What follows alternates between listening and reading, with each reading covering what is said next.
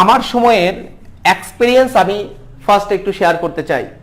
তো আমার সময় আমি যখন মেডিকেল ভর্তি পরীক্ষা দেই, আমার প্রিপারেশন ছিল 100% মেডিকেলের জন্য, একদম পাই টু পাই। আমি টোটালি শুধুমাত্র মেডিকেল প্লাস ভার্সিটি না, আমি শুধুমাত্র মেডিকেলের জন্য প্রিপারেশন নিছিলাম, জাস্ট মেডিকেলের জন্য প্রিপারেশন নিছিলাম, যে শুধু মেডিকেলের জন্য প্রিপারেশন নিছিলাম। আমার ধ্যান জ্ঞানে শুধুমাত্র মেডিকেল ছিল, মেডিকেল ছাড়া আমি অন্য কোনো কিছু ভাবি নাই, অন্য কোনো কিছু আমি চিন্তা করি নাই।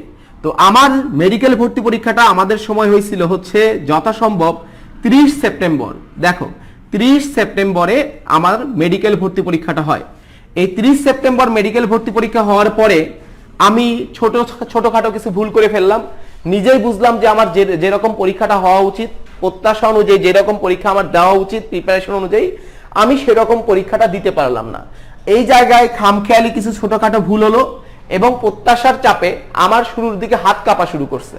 যে আমি পরীক্ষা দেওয়া শুরু করব তখন আমার হাত কাঁপা শুরু করছে। প্রথম 15 মিনিট আমি কোনো কিছু আনসারই করতে পারি নাই। হ্যাঁ, যেটাই আনসার করতে যাই এ দাগাইতে গেলে এটা বিতে চলে যায়। কারণ কি, আমার একটা মন মানসিকতা ছিল যে আমাকে মেডিকেলে চান্স পেতেই হবে, না হলে জীবন শেষ হয়ে যাবে, এরকম ব্লা ব্লা ব্লা।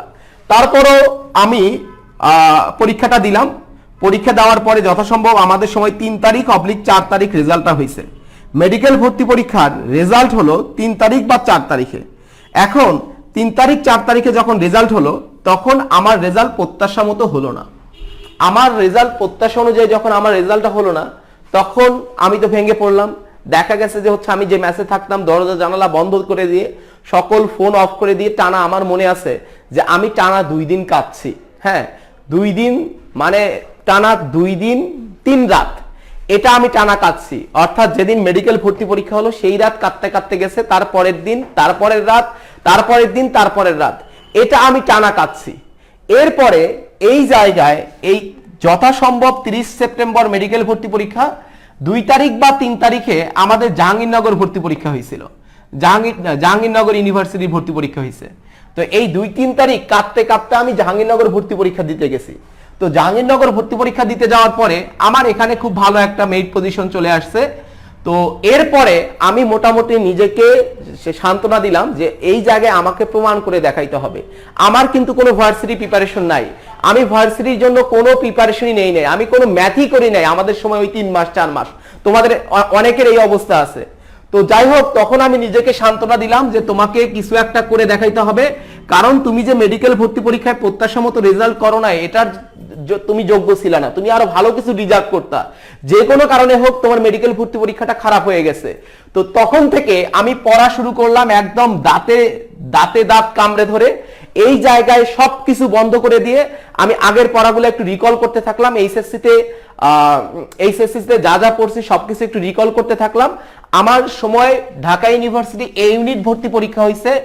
ঢাকা ইউনিভার্সিটি এ ইউনিট এই পরীক্ষা হয়েছে যথাসম্ভব 12 সেপ্টেম্বর। 12 সেপ্টেম্বর তোমরা জানো কিনা, আমি যখন ভর্তি পরীক্ষা দিতাম তখন ক্যালকুলেটরের ব্যবহার ছিল এবং ক্যালকুলেটর দিয়ে অধিকাংশ ম্যাথ সলভ করা যেত। বাট আমি যখন পরীক্ষা দিতে গেছি তখন এইচএসসিতে মানুষ সাধারণ যে ক্যালকুলেটরের ব্যবহারগুলো জানে, ওই সাধারণ ব্যবহারগুলো ছাড়া আমি ক্যালকুলেটরের ব্যবহারও জানতাম না।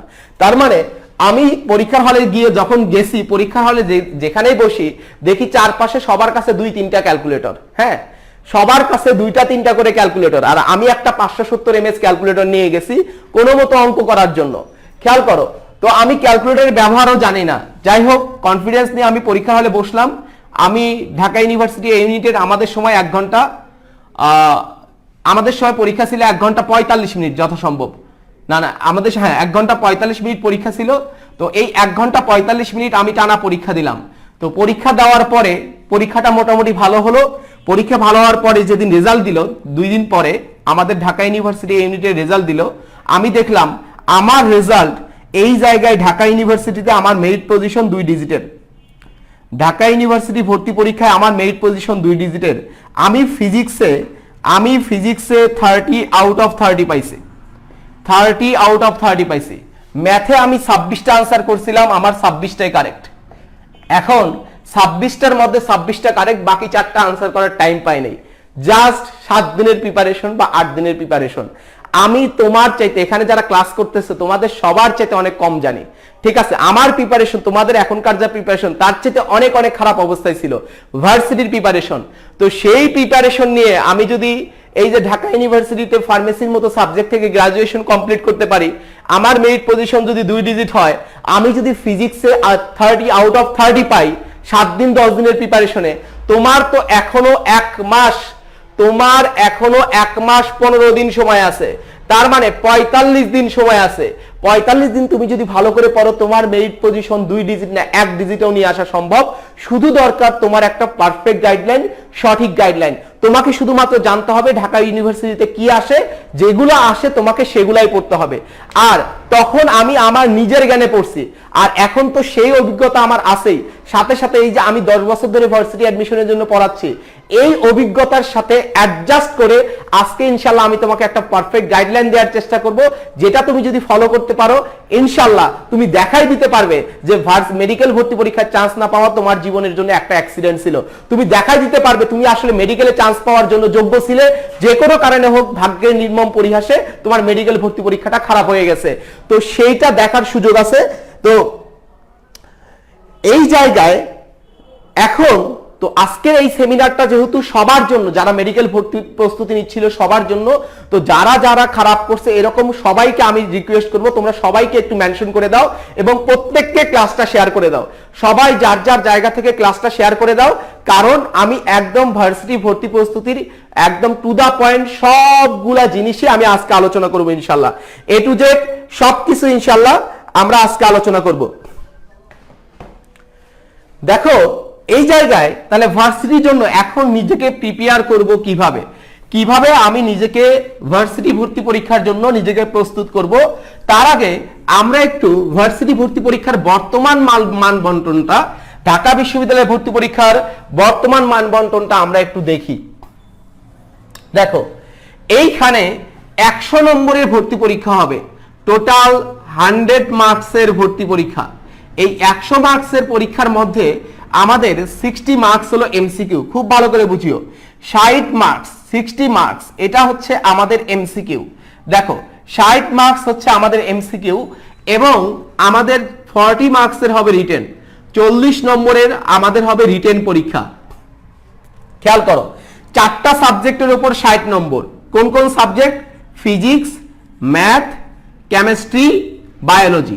দেখো ফিজিক্স, ম্যাথ, কেমিস্ট্রি, বায়োলজি, এই 4টা সাবজেক্টের উপরে 60 নম্বরে ফিজিক্সে 15, ম্যাথে 15, কেমিস্ট্রিতে 15, বায়োলজিতে 15। এখন এই যে 15 15 15 প্রত্যেকটার জন্য তোমাকে 15টা করে প্রশ্নের উত্তর করতে হবে। তার মানে প্রত্যেকটা প্রশ্নের নম্বর হলো 1। তার মানে তোমাকে 60 নম্বরের জন্য 60টা বৃত্ত ভরাট করতে হবে, 60টা এমসিকিউ ভরাট করতে হবে। এখন এই জায়গায় একটা কথা স্যার, এমসিকিউতে রিটেনে যে 40 নম্বর, আমাদের রিটেনে যে 40 নম্বর, এই রিটেনের 40 নম্বর কিভাবে? রিটেনের 40 নম্বর অনুরূপভাবে ফিজিক্সে 10, ম্যাথে 10, কেমিস্ট্রিতে 10, হ্যাঁ কেমিস্ট্রিতে 10, বায়োলজিতে 10, ফিজিক্সে 10, ম্যাথে 10, কেমিস্ট্রিতে 10, বায়োলজিতে 10। তার মানে সবগুলাতে সমান সমান করে নম্বর। খেয়াল করো এই 60 নম্বরের জন্য আমাদের 60টা কোশ্চেন, 60 কোশ্চেন্স। এখানে তোমার সময় হলো 45 মিনিট। 45 মিনিটে তোমাকে 60টা প্রশ্নের উত্তর করতে হবে। তার মানে প্রত্যেকটা প্রশ্ন, একটা প্রশ্নের উত্তর করার জন্য তুমি সময় পাবে হলো 45 সেকেন্ড। অর্থাৎ প্রত্যেকটা প্রশ্ন তোমাকে 45, একটা এমসিকিউ, একটা অঙ্ক সলভ করার জন্য সময় পাবে তুমি 45 সেকেন্ড। অর্থাৎ গড়ে 45 সেকেন্ডে তোমাকে একটা প্রশ্ন উত্তর করতে হবে। মানে একটা প্রশ্নের জন্য তুমি সময় পাবে 45 সেকেন্ড এবং নেগেটিভ মার্কিং আছে, এটা তোমরা সবাই জানো। আর রিটেনে বলা আছে যে হচ্ছে একটা প্রশ্নের নম্বর হবে 2 থেকে 5-এর মধ্যে যে কোনোটা। তবে এভারেজে এই 10 নম্বরের জন্য তোমাকে 4টা করে প্রশ্নের উত্তর করতে হবে, 3টা বা 4টা। তবে অধিকাংশ ক্ষেত্রে গত বছর যেমন ফিজিক্সের প্রশ্ন ছিল 4টা, ম্যাথের প্রশ্ন ছিল 4টা, কেমিস্ট্রির প্রশ্ন ছিল 4টা, বায়োলজিরও প্রশ্ন ছিল 4টা, 4টা করে প্রশ্নের উত্তর করা লাগছে। দেখা গেছে কোনো প্রশ্নের নম্বর ছিল 3, কোনো প্রশ্নের নম্বর ছিল 2.5, এরকম আর কি। কারণ এই জায়গায় তার মানে এখানে তোমাকে এই 10 নম্বরের জন্য 3টা বা 4টা প্রশ্নের উত্তর করতে হবে। তো এবার আসি আমাদের এখানে 5 নম্বর নিয়ে একটু কথা বলি। এমসিকিউতে আমাদের নম্বর কত? 60। তাহলে এই 60 নম্বরের জন্য আমাদের 5 নম্বর কিন্তু হচ্ছে 24। এখানে এমসিকিউতে পাস মার্কস হচ্ছে আমাদের কত? এমসিকিউতে পাস মার্কস হচ্ছে আমাদের 24। আর রিটেনে কত নম্বর? রিটেনে আমাদের হলো 40 নম্বর। 40 নম্বরের জন্য আমাদের পাস মার্ক কত? আমাদের পাস মার্ক হলো 12। আর এমসিকিউ প্লাস রিটেন দুটা মিলে আমাদের পাস মার্ক কত? এমসিকিউ প্লাস রিটেন দুটা মিলে আমাদের পাস মার্ক হলো 40। দুইটা মিলে আমাদের পাস মার্ক হলো 40। এবার আমি তোমাকে কতগুলা জিনিস নিয়ে সতর্ক করি যে ধরো এমসিকিউতে তুমি যদি 60 এর মধ্যে 24 নম্বর না পাও, এমসিকিউতে তুমি যদি 60 এর মধ্যে 24 নম্বর না পাও, তাহলে তোমার রিটেন খাতায় মূল্যায়ন করবে না। খেয়াল করিও যে এমসিকিউতে 60 এর মধ্যে 24 নম্বর না পেলে তোমার রিটেন খাতায় মূল্যায়ন করবে না। তাহলে রিটেন খাতা মূল্যায়ন হইতে গেলে এমসিকিউতে 60 এর মধ্যে তোমার কত পাইতে হবে? 24 পাইতে হবে। খেয়াল করো এই জায়গায়। তারপরে রিটেনে তোমাকে মিনিমাম কত পাইতে হবে? রিটেনে তোমাকে মিনিমাম 12 পাইতে হবে এই জায়গায়। আর টোটাল মিলে তোমার 5 নম্বর কত? 40। টোটাল মিলে 5 নম্বর 40। তবে পাশের ব্যাপারটা ক্লিয়ার করার আগে আমি তোমাকে আরেকটা জিনিস ক্লিয়ার করতে চাই। সেটা হচ্ছে দেখো ভাইয়া, এই যে এমসিকিউতে যে আমাদের 24 নম্বর পেলেই যে তোমার রিটেন খাতা মূল্যায়ন হবে এরকম কোনো গ্যারান্টি নাই। কারণ ঢাকা ইউনিভার্সিটি তার সার্কুলারে স্পষ্ট উল্লেখ করে দিছে যে আসন সংখ্যার খুব ভালো করে বুঝিও, আসন সংখ্যার 5 গুণ পরীক্ষার্থী। ধরো এবছর ঢাকা ইউনিভার্সিটিতে আসন হলো 1700, ধরো 1800 আমি ধরলাম, এই ইউনিটে আসন সংখ্যা হলো 1800। তাহলে 1800 এর 5 গুণ পরীক্ষার্থী, তার মানে 1800 ইন্টু 5 কত? 9000। খুব ভালো করে বুঝিও, 1800 ইন্টু 5 হলো 9000। দেখা গেছে যে হলো 9000 প্লাস মাইনাস ধরো 9000 বা সর্বোচ্চ 10,000। ঢাকা বিশ্ববিদ্যালয় সর্বোচ্চ এই 9000টা রিটেন খাতা মূল্যায়ন করবে। 9000টা রিটেন খাতা মূল্যায়ন করবে। তুমি 24-এর চাইতে এমসিকিউতে 24 পাইলে যে তোমার রিটেন খাতা মূল্যায়িত হবে এমন কোনো কথা নাই। শুধুমাত্র 9000 রিটেন খাতা মূল্যায়ন করবে ঢাকা বিশ্ববিদ্যালয়। এর বেশি রিটেন খাতা মূল্যায়ন করবে না যদি না লাগে। দেখা গেল 9000 রিটেন খাতা মূল্যায়ন করেই তাদের যে কয়জনকে পাওয়া দরকার সবাইকে পেয়ে গেছে, তখন আর বাকি রিটেন খাতাগুলো দেখা হবে না। এই কারণে এমসিকিউ পরীক্ষায় ভালো করাটা কিন্তু সবচাইতে বেশি জরুরি। এমসিকিউতে ভালো করা সবচেয়ে বেশি জরুরি, কারণ এমসিকিউতে তোমার মেরিট পজিশন যদি 9000 বা 10,000-এর ভেতরে না থাকে তাহলে কিন্তু তোমার রিটেন খাতাটাই মূল্যায়ন হবে না। সবাই আমার কথাটা ক্লিয়ারলি বুঝছো কিনা? যে এমসিকিউতে তোমার মেরিট পজিশন যদি 9000 বা 10,000 বা হাইয়েস্ট 11,000 এর মধ্যে যদি না থাকে তাহলে কিন্তু তোমার রিটেন খাতা মূল্যায়িত হওয়ারই কোনো চান্স নাই। সুতরাং আমাকে এমসিকিউ অংশে খুব ভালো করতে হবে। আমি এমসিকিউ অংশে যদি একটা ভালো নম্বর পাই আর রিটেনে যদি আমি পাস করি তাহলেই কিন্তু আমার চান্স পাওয়ার সম্ভাবনা অনেক বেশি হয়ে যাবে। তার মানে তোমাকে জোর দিতে হবে কোথায় বেশি? জোর দিতে হবে এমসিকিউতে বেশি। এমসিকিউতে খুব ভালোভাবে জোর দিতে হবে। রিটেন নিয়ে খুব বেশি পেইন খাওয়ার আপাতত দরকার নাই। আমরা যে এই জায়গায় রিটেন নিয়ে খুব বেশি পেইন খাওয়ার আগে দরকার নাই। আমি একদম কিছু টেকনিক্যাল ব্যাপার বলে দেব যেগুলো পড়লে তোমার রিটেন প্রিপারেশন ইনশাআল্লাহ 100% হয়ে যাবে। তার মানে তুমি এখন এমসিকিউ কে জোর দিয়ে পড়বে। এবার একটু সাবজেক্ট ওয়াইজ প্রিপারেশন নিয়ে একটু কথা বলা যাক। বায়োলজি তুমি যা পড়ছো, বায়োলজি মেডিকেলের জন্য তুমি যা পড়ছো it is more than enough. Biology তুমি মেডিকেলের জন্য যা পড়ছো এটা তোমার জন্য যথেষ্ট, এইটুকুই তোমার জন্য যথেষ্ট। এবার আমি তোমাকে বায়োলজির ক্ষেত্রে ঢাকা বিশ্ববিদ্যালয় সরাসরি তার বিগত বছরের প্রশ্ন থেকে প্রতি বছর একটা বা দুইটা প্রশ্ন রিপিট করে 15টা প্রশ্নের মধ্যে, বা এর চাইতে বেশিও রিপিট করতে পারে। তুমি বায়োলজির জন্য শুধুমাত্র ঢাকা বিশ্ববিদ্যালয়ের বিগত বছরের প্রশ্নগুলো একবার দেখে যেতে পারো। ঢাকা বিশ্ববিদ্যালয়ের বায়োলজির বিগত বছরের প্রশ্নগুলো একবার দেখে যেতে পারো, ঠিক আছে? তার মানে বায়োলজি নিয়ে তোমার কিন্তু প্যানিক হওয়ার কোনো দরকার নাই। তুমি মেডিকেলের প্রিপারেশন নিচ্ছ, তোমার বায়োলজি প্রিপারেশন 100% ক্লিয়ার আছে। বায়োলজিটা 100% ক্লিয়ার হয়ে গেছে। তাহলে বায়োলজি আমাদের ওকে। এরপরে আমাদের কি আছে? কেমিস্ট্রি। কেমিস্ট্রির জন্য তোমাকে এখন যে জিনিসটা দেখতে হবে, থিওরি যা পড়ছো, বেসিক যা পড়ছো মেডিকেলের জন্য এটা তোমার জন্য এনাফ। এখানে থিওরি বেসিক তুমি মেডিকেলের জন্য যা পড়েছো এটা তোমার জন্য এনাফ, এর বাইরে কিছু লাগতেছে না। আর কেমিস্ট্রিতে এক্সট্রা করে তোমাকে যে অংশটা দেখতে হবে সেটা হলো গাণিতিক অংশ, কেমিস্ট্রির গাণিতিক অংশ। তোমার কেমিস্ট্রিতে 3টা অধ্যায় ম্যাথ আছে, এই যে ম্যাথগুলো আছে, ম্যাথের যে অধ্যায়গুলো, সেখানকার ম্যাথমেটিক্স পার্টটা তোমাকে খুব ভালো করে দেখতে হবে। ভার্সিটির জন্য ম্যাথমেটিক্স পার্টটা সবচেয়ে ভালোভাবে দেখতে হবে। এই জায়গাটা তোমরা এখন একটু জোর দিয়ে পড়ো, কেমিস্ট্রির ম্যাথমেটিক্স অংশটা জোর দিয়ে পড়ো, দেখবে যে হচ্ছে তোমার ভার্সিটি প্রিপারেশন অটোমেটিক্যালি কভার হয়ে গেছে। তো আমরা সবচেয়ে যে জিনিসটাতে ভয় পাই সেটা হলো ফিজিক্স আর ম্যাথ। ভার্সিটির ক্ষেত্রে আমরা যে জিনিসটা, আমরা যারা মেডিকেল প্রিপারেশন নিচ্ছি এতদিন, তারা যে জায়গাটাতে সবচেয়ে বেশি ভয় পাই সেটা হচ্ছে ফিজিক্স আর ম্যাথ। তাহলে এই ফিজিক্স আর ম্যাথ নিয়ে বেসিক্যালি আমাদের আজকের আলোচনাটা হবে। এই জায়গায় তোমরা অনেকেই একটা জিনিস এখন আমাকে প্রশ্ন করবে যে ভাইয়া আমি যদি ম্যাথ আনসার না করি তাহলে কি কোনো সমস্যা হবে? ম্যাথ, এই জায়গায় উত্তর হলো ম্যাথ আনসার না করলে কোনো সমস্যা হবে না। তুমি চাইলেই ম্যাথ স্কিপ করতে পারো, তুমি চাইলেই ম্যাথ স্কিপ করতে পারো, কোনো প্রবলেম নেই। তোমার যদি কনফিডেন্স লেভেলে ঘাটতি থাকে তাই তুমি চাইলে ম্যাথ স্কিপ করতে পারো। তবে এই জিনিসটা তোমার মাথায় রাখা উচিত, তুমি যদি ম্যাথ উত্তর না করো, ম্যাথ যদি উত্তর না করো তাহলে তার আগে আরেকটা কথা বলি, ম্যাথ তখনই তুমি স্কিপ করতে পারবা যদি ম্যাথ তোমার অপশনাল হয়, চতুর্থ বিষয় হয়। তোমার ম্যাথ যদি ম্যাথ চতুর্থ বিষয় না, ম্যাথ কম্পালসরি বিষয়, তাহলে ম্যাথ কিন্তু তোমাকে মাস্ট উত্তর করতেই হবে। ম্যাথ তোমাকে মাস্ট উত্তর করতেই হবে কম্পালসরি হলে, বাট অপশনাল হলে তুমি ম্যাথ স্কিপ করতে পারবে। কিন্তু তুমি যদি ম্যাথ স্কিপ করো, ম্যাথ যদি তুমি স্কিপ করো তাহলে কি হবে? ম্যাথ স্কিপ করলে ম্যাথ রিলেটেড সকল বিষয়, ম্যাথ স্কিপ করলে কি কি জিনিস তুমি মিস করবে? Math related all subject, math related all subject তুমি মিস করবে। আবার সকল ইঞ্জিনিয়ারিং সাবজেক্টও তুমি মিস করবে। সকল ইঞ্জিনিয়ারিং সাবজেক্ট এগুলা তুমি কিন্তু চয়েস দিতে পারবে না।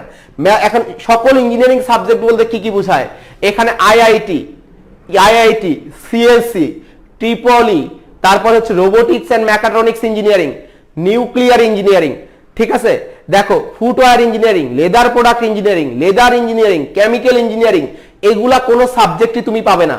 আমি আবারও বলতেছি, দেখো সাবজেক্টগুলোর খুব ভালো করে শুনিও, যে হচ্ছে সিএসসি, ট্রিপলি, আইআইটি, হ্যাঁ, তারপরে হচ্ছে robotics and mechatronics engineering, nuclear engineering, তারপরে হচ্ছে আমাদের কেমিক্যাল ইঞ্জিনিয়ারিং, তারপর অ্যাপ্লাইড ফিজিক্স, এগুলা কোনো সাবজেক্ট তুমি পাবে না। এরপরে আমরা যদি আসি math related subject, physics, math, applied math, statistics, তারপরে হচ্ছে তোমার হলো অ্যাপ্লাইড স্ট্যাটিস্টিক্স, এরপরে আমাদের আছে হচ্ছে এই জায়গায় জিওলজি, অর্থাৎ ম্যাথ রিলেটেড যত সাবজেক্ট আছে কোন সাবজেক্টে কিন্তু তুমি ভর্তির জন্য বিবেচিত হবে না। তার মানে যদি তুমি ম্যাথ আনসার না করো, খুব ভালো করে বুঝিও, যদি তুমি ম্যাথ আনসার না করো তাহলে এই জায়গায় এই 1800 সিটের মধ্যে, অ্যাপ্রক্সিমেট 1800 সিটের মধ্যে তুমি কিন্তু 1000 সিট থেকে আগেই ডিসকোয়ালিফাইড, 1000 সিট থেকে তুমি আগেই বাদ পড়তেছো। এমনিতেই তো আমরা একটু রিস্ক ফ্যাক্টরের মধ্যে আছি, তার মধ্যে 1000 সিট থেকে কিন্তু আমি আগেই আউট হয়ে যাচ্ছি। আর আমি যদি এখানে ম্যাথ স্কিপও করি, গুচ্ছতে গিয়ে আমাকে কি উত্তর করতে হবে? ম্যাথের পরিবর্তে আইসিটি উত্তর করতে হবে, ম্যাথের পরিবর্তে আইসিটি উত্তর করতে হবে। তার মানে আইসিটি আরেকটা নতুন সাবজেক্ট কিন্তু তখন পড়তেই হবে। তার মানে ম্যাথ বাদ দিলে তুমি একটা জিনিসে ফেভার পাইলেও পরবর্তীতে কিন্তু আরেকটা সাবজেক্ট তোমার সাথে অটোমেটিক্যালি যোগ হবে, সেটা হলো আইসিটি। এখন তোমরা অনেকে বলবা যে ভাইয়া এই অল্প দিনের প্রিপারেশনে কি ম্যাথ কমপ্লিট করা পসিবল? আমি তোমাকে বলবো আমার প্রিপারেশন কয়দিন ছিল? 10 দিন ছিল, হাইয়েস্ট 8 দিন 10 দিন ছিল। আমি কিন্তু যা আনসার করছিলাম 100% ম্যাথে একদম ফুল মার্কস, যে যত আনসার 26টা আনসার করছিলাম, আমাদের সময় 30টা প্রশ্ন হইতো, 26টা আনসার করছিলাম, 26টাই কারেক্ট। এখন এই জায়গায় এখনো 1 মাস 10 দিন সময় আছে। আর ম্যাথে কিছু আমি একদম সিলেক্টিভ কিছু টাইপের প্রশ্ন বেশি হয়, সিলেক্টিভ টাইপের ম্যাথ বারবার আসে। তো এই টাইপগুলো যদি তুমি আইডেন্টিফাই করতে পারো তাহলে ম্যাথে ভালো করা তোমাদের জন্য খুব কঠিন কোনো কিছু হবে না। এখন একটা জিনিস যেটা বাস্তব সত্য, সেটা হচ্ছে যারা মেডিকেল প্রিপারেশন নেয় তারা স্বাভাবিকভাবে অনেক বেশি মেরিটোরিয়াস হয়, মানে এরা অনেক বড় স্বপ্নবাজ। ছোটবেলা থেকে তারা স্বপ্ন দেখে। তো খেয়াল করো, তোমরা যেহেতু অনেক স্বপ্নবাজ, তোমাদের ব্রেন এমনিতে অনেক ভালো, তোমাকে যদি শুধুমাত্র ধরাই দেওয়া হয় তুমি এই কয়েকদিনের প্রিপারেশনেও ম্যাথে তুমি অনেক অনেক ভালো করবে এবং খুব ভালো একটা নাম্বার ক্যারি করা পসিবল। কারণ তোমার কিন্তু এখনো 45 দিন সময় আছে ভাইয়া, 45 ডেজ সময় আছে। ম্যাথের অধ্যায় মাত্র 20টা, সিলেক্টিভ, প্রত্যেকটা অধ্যায় থেকে আমি আজকে দেখাই দেব 4টা 5টা টাইপের যদি অঙ্ক করি তাহলে দেখা যাবে যে হচ্ছে ম্যাথের আমাদের যে নাম্বার 25 নম্বরের মধ্যে আমরা একটু চেষ্টা করলে 18 নম্বর পেয়ে যাবো ইনশাল্লাহ। তো আমি সেই সিস্টেমগুলো আজকে ইনশাল্লাহ দেখাই দেবো, তোমরা যদি ইনশাল্লাহ শেষ পর্যন্ত থাকো। আর এখানে আমরা যে কাজটা করব এখন, পরের যে জিনিসটা সেটা হলো ফিজিক্স। এখানে ফিজিক্সে আমি যদি বলি, অনেকে তোমাদেরকে ভয় দেখাবে যে তোমার ফিজিক্সের কোনো প্রিপারেশন নাই, কিন্তু আমি তোমাকে বলি ফিজিক্সের 30% প্রিপারেশন, ভার্সিটির জন্য 30% প্রিপারেশন তোমার আছে। 30% প্রিপারেশন তোমার একদম কমপ্লিট করা আছে। 100% প্রিপারেশন তো নেওয়ার দরকারও নাই, তোমার তো 100তে 100 পাইতে হবে না, তোমাকে চান্স পেতে হবে, তোমাকে একটা ভালো সাবজেক্ট পেতে হবে, ঠিক আছে? বাকি প্রিপারেশনও তুমি ইজিলি নিতে পারবে। তো এখন আমি সাবজেক্ট ওয়াইজ প্রত্যেকটা সাবজেক্ট নিয়ে এখন একটু কথা বলবো। তো কোন বই ফলো করবে, কেন এই বই ফলো করবে, সবকিছু নিয়ে ইনশাআল্লাহ কথা বলবো। তো এই জায়গায় তো তোমরা ছোট্ট একটা কাজ করো না, সবাই যার যার জায়গা থেকে ক্লাসটা শেয়ার করে দাও, সবাই ক্লাসটা শেয়ার করো, যাতে আজকের ক্লাসের যে ইম্পর্টেন্ট গাইডলাইন গুলো সবাই পায়, সবাই এখান থেকে উপকৃত হয়।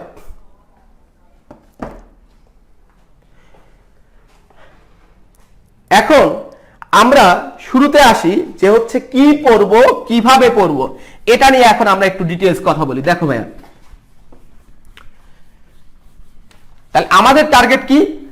আমাদের এখানে যারা আছো সবাই সুপার ব্রিলিয়ান্ট, সবার সেই পরিমাণ ব্রেন আছে। ধরো আমার সাথে এখন 500 জন আছো, আমরা আজকে একটা টার্গেট নেব যে এমন ভাবে প্রিপারেশন নেব এই 500 জনই 1 থেকে 500-র মধ্যে থাকবো। 1 থেকে 500-র মধ্যে যদি 500 জন না মিসও করি, 1 থেকে 1000-এর মধ্যে সবার প্লেস থাকবে।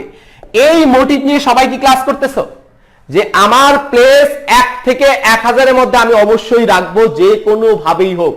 আজকে থেকে তুমি এই প্রতিজ্ঞা করো এবং এটা অবশ্যই সম্ভব। এখানে তোমরা যে 512 জন এখন ক্লাস করতেছো সবার পজিশনই ইনশাআল্লাহ ঢাকা ইউনিভার্সিটি ভর্তি পরীক্ষায় 1 থেকে 1000-এর মধ্যে থাকবে। যেভাবে বলবো এভাবে তুমি যদি পাই টু পাই মেইনটেইন করতে পারো, ইনশাআল্লাহ তোমরা যে পরিমাণ মেরিটোরিয়াস মেডিকেল ভর্তি কোচিং এর স্টুডেন্টরা, তো এই জায়গায় তারা অবশ্যই 1 থেকে 100-এর মধ্যে থাকতে পারবে। তো ফার্স্ট অফ অল আমি যদি ভার্সিটি ভর্তি পরীক্ষায় ভালো করতে চাই, তাহলে আমরা প্রথমে কথা বলি হলো ফিজিক্স নিয়ে। তো ভার্সিটিতে আমরা যদি ভালো করতে চাই তাহলে এখানে কি পড়বো, দেখো খুব ভালো করে বুঝিও, কি পড়বো বা কি করব তার চাইতে বেশি ইম্পর্টেন্ট হচ্ছে কি বাদ দেব। তার মানে তোমাকে এই কি বাদ দেব এটা হলো সবচেয়ে বেশি ইম্পর্টেন্ট। তোমাকে কোথায় জোর দিতে হবে? কি বাদ দেব এখানে তোমাকে বেশি জোর দিতে হবে। কি বাদ দিয়ে পড়বা এখানে তোমাকে বেশি জোর দিতে হবে। তোমাকে জানতে হবে কি কি ভর্তি পরীক্ষায় আসে না, তোমাকে জানতে হবে কি কি ভর্তি পরীক্ষায় আসে না, সেগুলা পড়া যাবে না। 1 নম্বর, মেডিকেল পরীক্ষায় আমাদের যেটা মেইন ধারণা ছিল যে হচ্ছে text book line to line দাগায়া পড়তে হবে, পড়তে হবে। খুব ভালো করে আমি যদি বলি, তুমি যদি ঢাকা ইউনিভার্সিটি কোশ্চেন দেখো, ইভেন মেজর ইউনিভার্সিটি গুলার প্রশ্ন দেখো, তাহলে এই জায়গায় মেডিকেলের প্রশ্নগুলো হয় হচ্ছে তথ্য ভিত্তিক, ইনফরমেশনাল প্রশ্ন হয়, হ্যাঁ তথ্য ভিত্তিক। আর ভার্সিটির ভর্তি পরীক্ষাগুলো হয় হচ্ছে কনসেপচুয়াল এবং এখানে প্রয়োগ ভিত্তিক প্রশ্ন হয়। দেখো ভার্সিটিতে আমাদের প্রশ্ন হয় প্রয়োগ ভিত্তিক। এই জায়গায় আমি তোমাকে বলবো লাইন টু লাইন দাগায়া ফিজিক্স বই লাইন টু লাইন পড়ার কোনো দরকার নাই। ফিজিক্স বই লাইন টু লাইন পড়ার কোনো দরকার নাই, এইটা পড়া যাবে না। অর্থাৎ বই রিডিং পড়ার কোনো দরকার নেই। এটা হচ্ছে 1 নম্বর লজিক। 2 নম্বর, কোন ডিরেক্ট থিওরি বলতে হচ্ছে মুখস্থ থিওরি, ইনফরমেশন তোমার মাথায় না থাকলেও চলবে। যেমন পন্থবস্তুর সূত্র কত সালে আবিষ্কার করছে, এটা আসবে না পরীক্ষায়। এই জায়গায় হ্যালোনোমিটারটা কত ফিট উঁচু ছিল, এটা কখনো ভার্সিটি ভর্তি পরীক্ষা আসবে না। নিউটনের তৃতীয় সূত্র কোন গ্রন্থে রচিত হয়েছে, এটা কখনো ভার্সিটি ভর্তি পরীক্ষা আসবে না। কখনো আসবে না যে থেলিস কত সালে বিদ্যুৎ আবিষ্কার করছে, এটা কখনো ভার্সিটি ভর্তি পরীক্ষা আসবে না। তার মানে কি, ইনফরমেশনাল কোনো কিছু ভার্সিটি ভর্তি পরীক্ষায় আসবে না। এক্সেপশন ইজ নট এক্সাম্পল, এই জায়গায় ব্যতিক্রম কখনো উদাহরণ হতে পারে না। রিসেন্ট বছরগুলোতে তো এই ধরনের কোনো প্রশ্নই আসে নাই। ভার্সিটি ভর্তি পরীক্ষার প্রশ্ন কেমন হবে, এখানে কনসেপচুয়াল এবং অর্থাৎ প্রয়োগ ভিত্তিক অ্যাপ্লাইড কোশ্চেন হবে। তো এখানে তার মানে আমাদের বই কি করতে হবে না, রিডিং করতে হবে না। ভার্সিটি ভর্তি পরীক্ষায় ফিজিক্সে টোটাল 8 ধরনের প্রশ্ন হয়। এই 8 ধরনের বাইরে কোনো পড়া তোমাকে পড়তে হবে না। সবাই আমাকে বলো তাহলে ভার্সিটি ভর্তি পরীক্ষায় টোটাল কত ধরনের প্রশ্ন হয়? সবাই আমাকে বলো যে এখানে ভার্সিটি ভর্তি পরীক্ষায় টোটাল কত ধরনের প্রশ্ন হয়। ভার্সিটি ভর্তি পরীক্ষায় টোটাল কত ধরনের প্রশ্ন হয়, সবাই আমাকে বলো। যে আমি একদম হাতে কলমে দেখাই দেব, প্রমাণ করে দেব যে হচ্ছে এই 8টা টাইপের প্রশ্নই হয়, এর বাইরে কোনো কোশ্চেন আসে না। আরেকটা জিনিস, তোমার শুধুমাত্র পড়লেই হবে না, প্রশ্ন কিভাবে আসে এইটা তোমাকে খুব ভালো করে বুঝতে হবে। কোশ্চেন কিভাবে আসে এটা তোমাকে খুব ভালো করে বুঝতে হবে। খেয়াল করো, আমাদের ফার্স্ট টাইপ 1, দেখো আমাদের প্রথম টাইপ 1, হ্যাঁ, এখানে আমরা যে কোনো একটা যে কনসেপ্ট পড়ব, এখানে আমরা সেটাকে কনসেপ্ট বলি অথবা ফর্মুলা বলি, কনসেপ্ট বলি বা ফর্মুলা বলি। এখানে এই কনসেপ্ট বা ফর্মুলা, আমরা একটা ফর্মুলার নাম লিখি। এই ফর্মুলাটা কত, t = 2 pi √L divided by g, t = 2 pi √L divided by g, অথবা w = f(s cos θ)। তাহলে এইটা হচ্ছে আমাদের একটা ফর্মুলা বা একটা কনসেপ্ট। ফার্স্ট অফ অল এখানে তোমাকে জানতে হবে যে এই কনসেপ্টের বিশেষ ক্ষেত্রগুলা কি কি। এই কনসেপ্টের বিশেষ ক্ষেত্রগুলা কি কি, দেখো বিশেষ ক্ষেত্রগুলা কি কি। যেমন এখানে এই বিশেষ ক্ষেত্র থেকে কিন্তু তোমাদের মেডিকেল ভর্তি পরীক্ষায় একটা প্রশ্ন আসছিল। মেডিকেল ভর্তি পরীক্ষার প্রশ্নটা কি ছিল, যে এখানে এই জায়গায় সরল দোলকের কৌণিক বিস্তার অবশ্যই 4 ডিগ্রির সমান অথবা 4 ডিগ্রির চাইতে কম হইতে হবে। কৌণিক বিস্তার 4 ডিগ্রির চাইতে 4 ডিগ্রির সমান অথবা 4 ডিগ্রির কম হইতে হবে। আবার এখানে আমাদের বিশেষ ক্ষেত্র আরো কি আছে, বিশেষ ক্ষেত্র আরো আছে দোলনকাল ববের ভরের উপর নির্ভর করে না, ববের ভরের উপর নির্ভর করে না, অথবা বিস্তারের উপর নির্ভর করে না। ববের ভরের উপর নির্ভর করে না বা বিস্তারের উপর নির্ভর করে না। খুব ভালো করে বুঝিও, ববের ভর বা বিস্তারের উপর নির্ভর করে না। তো মেডিকেল ভর্তি পরীক্ষায় যখন তোমরা মেডিকেল ভর্তি পরীক্ষা দিছো, তখন প্রশ্নটা কেমন হইতো, তখন প্রশ্নটা হইতো যে নিচের কোনটি সত্য, দোলনকাল ববের ভরের উপর নির্ভর করে, দোলনকাল ববের ভরের উপর নির্ভর করে না, অথবা দোলনকাল বিস্তারের উপর নির্ভর করে বা দোলনকাল বিস্তারের উপর নির্ভর করে না। এরকম চারটা তোমাকে অপশন দিয়ে তোমাকে বের করতে বলছে কোনটা সঠিক বা কোনটি ভুল, কোনটা সত্য কোনটা মিথ্যা। মেডিকেল ভর্তি পরীক্ষার প্রশ্নটা ছিল হচ্ছে এরকম। কিন্তু আমি কি বলছি, ভার্সিটি ভর্তি পরীক্ষার কোশ্চেনটা হবে প্রয়োগমূলক, অ্যাপ্লাইড। এখানে এই থিওরিটাই আসবে, এই থিওরিটাই আসবে, কিন্তু প্রশ্নটা আসবে কিভাবে, প্রশ্নটা আসবে হচ্ছে ম্যাথমেটিক্যালি। থিওরিটাই আসবে কিন্তু কোশ্চেন হবে কিভাবে, ম্যাথমেটিক্যালি। দেখো ম্যাথমেটিক্যালি প্রশ্নটা কি হবে, প্রশ্নটা হবে এরকম যে একটি সরল দোলকের দোলনকাল হলো টি, একটি সরল দোলকের দোলনকাল হলো টি। বিস্তার দ্বিগুণ করা হলে, খুব ভালো করে বুঝিও, বিস্তার দ্বিগুণ করা হলে দোলনকাল কত হবে। খুব ভালো করে বুঝিও, বিস্তার দ্বিগুণ করা হলে দোলনকাল কত হবে, দোলনকাল কত হবে, বিস্তার দ্বিগুণ করা হলে দোলনকাল কত হবে। এখন তুমি একটা জিনিস চিন্তা করো তো দেখি, অপশন এ তে থাকবে 2t, অপশন বি তে থাকবে হলো t/2, অপশন সি তে থাকবে হলো ইনফিনিটিভ, অপশন ডি তে থাকবে হচ্ছে নান। খুব ভালো করে বুঝিও, তাহলে কোনটা হবে আনসার বলো তো দেখি। একটি সরল দোলকের দোলনকাল টি, বিস্তার দ্বিগুণ করা হলে দোলনকাল কত হবে, বিস্তার দ্বিগুণ করা হলে দোলনকাল কত হবে। এখন তুমি খেয়াল করো, বিস্তার দ্বিগুণ করা হলে দোলনকাল কি দ্বিগুণ হবে না অর্ধেক হবে, বলো। বিস্তার দ্বিগুণ করা হলে দোলনকাল কি দ্বিগুণ হবে না অর্ধেক হবে, সবাই।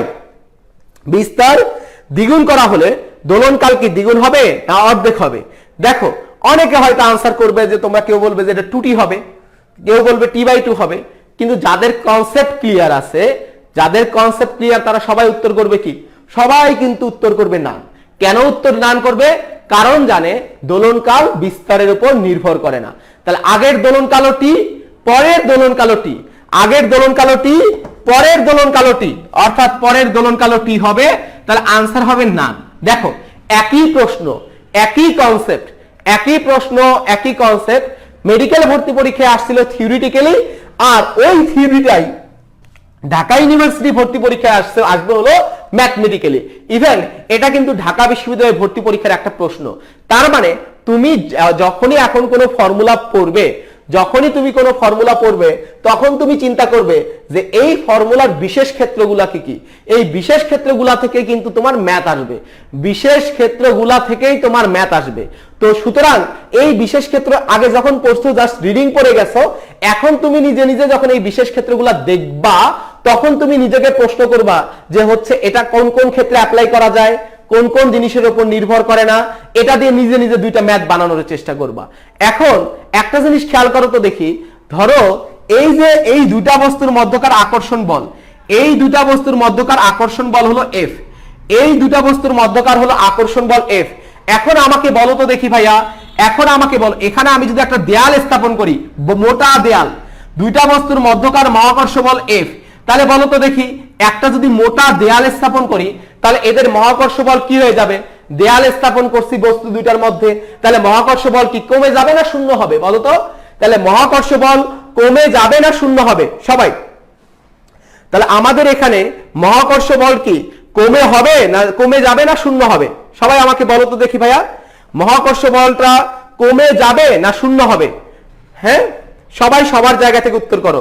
কেউ বলছো যে মহাকর্ষ বল কমে যাবে, কেউ বলছো যে হচ্ছে শূন্য হবে, আচ্ছা না অসীম হবে, না মহাকর্ষ বল অসীম হবে। খেয়াল করো এই জায়গায় কেউ বলছো যে হচ্ছে মহাকর্ষ বল বাড়বে। দেখো এই থিওরিটাও কিন্তু তোমরা পড়ছো। এই থিওরিটা কি ছিল? থিওরিটা তোমরা যখন মহাকর্ষ সূত্র পড়ছো তখন এখানে একটা থিওরি ছিল যে মহাকর্ষ বল মাধ্যমের প্রকৃতির উপর নির্ভর করে না, মহাকর্ষ বল মাধ্যমের প্রকৃতির উপর নির্ভর করে না। দেখো ভাইয়া এই থিওরিটা ডিরেক্টলি তোমরা মেডিকেলের জন্য পড়ছো, বাট ঢাকা ইউনিভার্সিটিতেও এই থিওরি আসবে বা আসে, কিন্তু সেটা কিভাবে আসে? এরকম ম্যাথমেটিক্যালি আসে।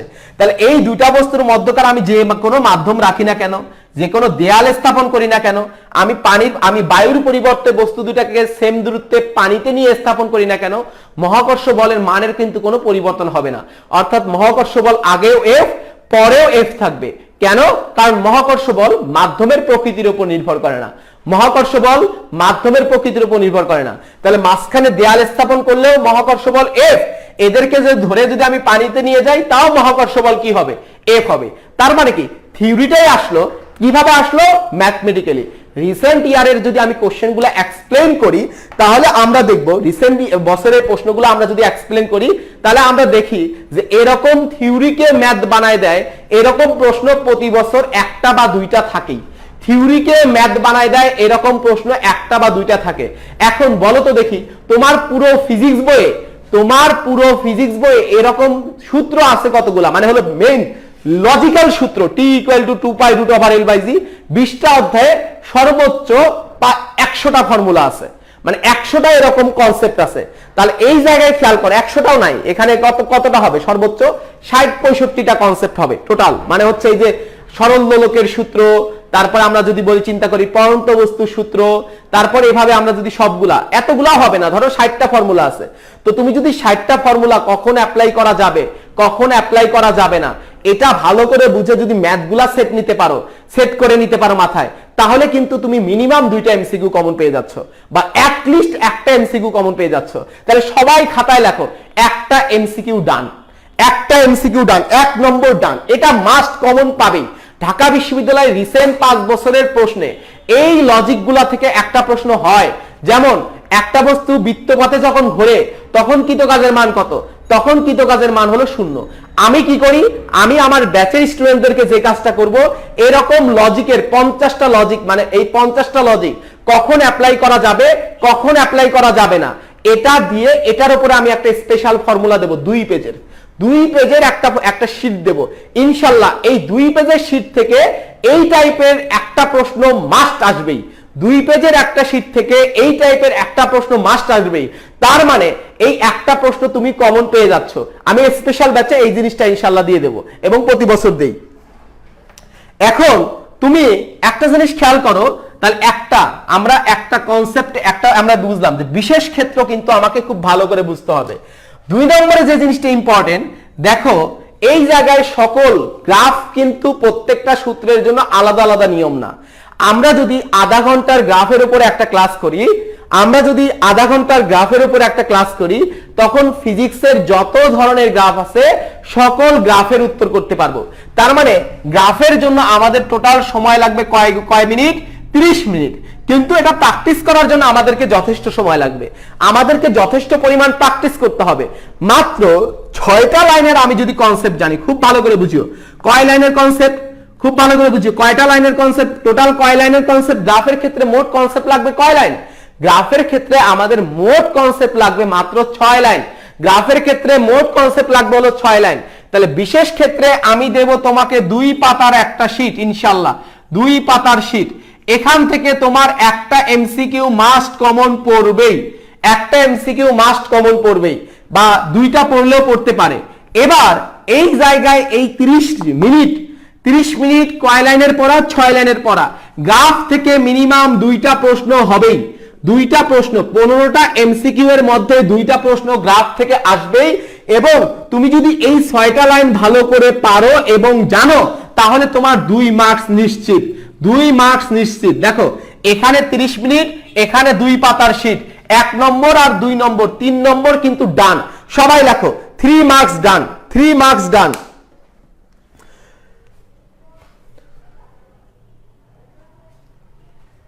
এখানে 3 মার্কস ডান। এখানে আমাকে বলো যে হচ্ছে 3 মার্কস ডান। এখানে আমাদের এই জায়গায় 6টা লাইন তুমি যদি ভালো করে মাথায় রাখতে পারো, তাহলে 3 মার্কস ডান। এখানে এরপরে আমরা যদি চিন্তা করি, এর পরেরটা যদি আমরা খুব ভালো করে খেয়াল করি, পরেরটা, এরপরে এই জায়গায় ধরেন কিছু কমন প্রশ্ন। আমরা সাধারণত অঙ্কগুলা কিভাবে করি? আমাদের অঙ্কগুলা সাধারণত আমরা ডাটা দিয়ে ব্যবহার করে করি। এই যে ডাটা, এফ এত দেয়া আছে, এখানে বল এত দেয়া আছে, হ্যাঁ, ত্বরণ এত দেয়া আছে, সেখান থেকে হয়তো ভর কত এরকম বের করব। বিশ্বাস করো ভাই, এই ধরনের অঙ্ক ঢাকা বিশ্ববিদ্যালয়ে ভর্তি পরীক্ষায় আসে না। ঢাকা ইউনিভার্সিটিতে এই টাইপ অঙ্ক খুবই কম প্রশ্ন আসে, এই টাইপের খুবই কম প্রশ্ন আসে। তো এবার আমরা একটু খেয়াল করি যে এইবার প্রশ্নগুলো তাহলে এখন কিভাবে সেট করা হয়। এখন প্রশ্নগুলা কিভাবে সেট করা হয়, দেখো আমরা যদি গত বছরের প্রশ্নটা দেখি, গত বছর 2019-20 সেশনে এখানে দেখো এই টাইপ, আমি এখন যে টাইপ দেখাচ্ছি সেই টাইপের 3টা প্রশ্ন আসছিল। 15টার মধ্যে কয়টা? 15টার মধ্যে 3টা প্রশ্ন, অর্থাৎ শতকরা 20টা প্রশ্ন, শতকরা 20%, 20% কোশ্চেন হয় এই টাইপের। কিন্তু মজার ব্যাপার হচ্ছে যারা ভার্সিটি প্রিপারেশন নেয়, অধিকাংশ কোচিং এ এই টাইপের কোনো কোশ্চেনই প্র্যাকটিস করানো হয় না। অধিকাংশ কোনো কোচিং এ মানে এই টাইপের প্রশ্ন প্র্যাকটিস করা হয় না। কোন টাইপের? দেখো যে হচ্ছে এই যে তুমি একটা প্রশ্ন দেখছো, এখানে দেখো অঙ্ক দেয়া আছে কিন্তু কোনো ডাটা নাই, অঙ্ক দেয়া আছে কিন্তু কোনো ডাটা নাই, 10, 20, 30, 40, 50। তার মানে এখানে ডাটা না দিয়ে অক্ষর দিয়ে অঙ্ক করানো, ডাটা না দিয়ে অক্ষর দিয়ে অঙ্ক করানো, এই টাইপের প্রশ্ন কিন্তু সবচাইতে বেশি হয়। যেমন গত বছরই এই টাইপের অঙ্ক আসছিল 3টা। আমি এরকম আরো বেশ কিছু কোশ্চেন দেখাই, দেখো কোনো ডাটা নাই। ঢাকা ইউনিভার্সিটিতে এখানে কোশ্চেন আছে, কোনো ডাটা নাই, সবগুলা প্রকাশ। তার মানে ডাটা না দিয়ে সূত্রের প্রকাশ, ডাটা না দিয়ে সূত্রের প্রকাশ। তাহলে এই যে ডাটা না দিয়ে যে সূত্রের প্রকাশগুলা দেয়া আছে, সূত্রের প্রকাশগুলা দেয়া আছে, এই সূত্রের প্রকাশগুলা থেকে কিন্তু তোমার প্রশ্ন আসতেছে। বিশ্বাস করো, যারা ভার্সিটি প্রিপারেশন নিচ্ছে, যারা ইঞ্জিনিয়ারিং এর প্রিপারেশন নিচ্ছে, তারাও অধিকাংশ এই ধরনের অঙ্কগুলা করে না। আমরা লাস্ট ইয়ারে দেখতেছি যে 20% অঙ্ক এই ধরনের অঙ্ক হয়, 20% অঙ্ক হয় এই ধরনের। আমরা যদি পরের অঙ্কটা খেয়াল করি, দেখো দেখো এই জায়গায় 2018-19 সেশনে, এটা হলো 19-20 এর প্রশ্ন, 18-19-এর এই টাইপের প্রশ্ন আসছিল 5টা, এই টাইপের, অর্থাৎ কোনো ডাটা দেয়া নাই, মানে হচ্ছে কোনো সংখ্যাগত ডাটা দেয়া নাই, প্রকাশ দেয়া আছে। প্রকাশ দেয়া আছে, সংখ্যাগত ডাটা দেয়া নেই, প্রকাশ দেয়া আছে। প্রকাশ দিয়ে সেটাকে একটা কি বানাইছে, ম্যাথ বানাইছে। প্রকাশ দিয়ে সেটাকে একটা ম্যাথ বানাইছে। এখন তুমি একটা জিনিস খেয়াল করো, এই প্রকাশ দেওয়ার পর সেটা দিয়ে একটা ম্যাথ বানাইছে। তোমরা এই প্রশ্নটা খুব ভালো করে দেখো, কোশ্চেনটা খুব ভালো করে দেখো, যে কোশ্চেনটা খুব ভালো করে দেখো যে এখানে কোনো ডেটা নাই। তোমার কি কম্পাঙ্ক এফ, তারপরে হচ্ছে দৈর্ঘ্য এল, ভর এম, এটা দিয়ে তোমাকে একটা ইয়া দিয়ে দিছে যে এখান থেকে ক্যালকুলেশন করে তোমাকে কোনটা সঠিক সেটা তোমাকে বের করতে হবে। বিলিভ মি ভাইয়া, এখন 20% অঙ্ক হয় এই টাইপের, কিন্তু আমরা অধিকাংশ শিক্ষার্থীরা এই টাইপের কোনো ম্যাথ প্র্যাকটিসই করি না, এই টাইপের কোনো ম্যাথ প্র্যাকটিস করি না। ইনশাআল্লাহ আমি যে কাজটা করব, তোমাদের এখানে বেশি না, মাত্র 3 পেজের আমরা একটা শীট দেব। 3 পেজের একটা শীট দেব। সেখানে সব ধরনের মানে সব ফর্মুলা থেকে আমাদের টোটাল 100টা ম্যাথ থাকবে, 100টা ম্যাথ থাকবে। তাহলে এই 100টা ম্যাথ যদি তুমি প্র্যাকটিস করো, 15টার মধ্যে তুমি মিনিমাম 3টা কোশ্চেন কমন পাবে। আমার কিন্তু দেখো সব পড়ার দরকার নাই, আমার যে ধরে ধরে সব অঙ্ক করতে হবে এটা এরকম কোনো নিয়ম নাই, যে এই জায়গায় টোটাল তুমি এই জায়গায় ইয়া করলে এই টাইপের মিনিমাম 15টা প্রশ্নের মধ্যে প্রতি বছর এই ধরনের প্রশ্ন 3টা 4টা আসেই, 3টা 4টা আসেই। তাহলে তো আমার সব পড়ার দরকার নাই ভাইয়া, সব প্র্যাকটিস করার দরকার নাই। তো তুমি যদি সিস্টেমেটিক ওয়েতে প্র্যাকটিস করো, যে আমি তোমাকে একটা 3 পেজের শীট দেব, সেটা তুমি প্র্যাকটিস করলা, এখানে তুমি এই টাইপ থেকে 3টা প্রশ্ন কমন পাবে। আমরা যদি দেখি 18-19 এখান থেকে 5টা প্রশ্ন আসছিল, দেখো 18-19 5টা প্রশ্ন আসছিল। এর আগের বছরেও এই টাইপ অঙ্ক থেকে, মানে এই ধরনের কোনো প্রকার ডাটা নাই, হ্যাঁ, এই ধরনের অঙ্ক আসছিল কয়টা, এই ধরনের অঙ্ক তোমার আগের বছরে 4-5টা আসছে, মানে লাস্ট 5-6 বছরে এই ধরনের প্রশ্নই বেশি বেশি হচ্ছে। সুতরাং আমরা যদি এই জিনিসগুলো একটু বেশি বেশি করে প্র্যাকটিস করি, তাহলে কিন্তু আমাদের ভালো করার চান্স অনেক বেড়ে যাবে। এখানে আমরা কয়টা প্রশ্ন পাইলাম, কয়টা, 1টা 2টা 3টা, তারপরে এখানে আমরা পাইলাম কয়টা, 3টা 6টা। তাহলে 3 আর 3 কত, 3 আর 3 ভাইয়া কত বলো, 6। এখন 15টার মধ্যে আমাদের 6টা কমপ্লিট।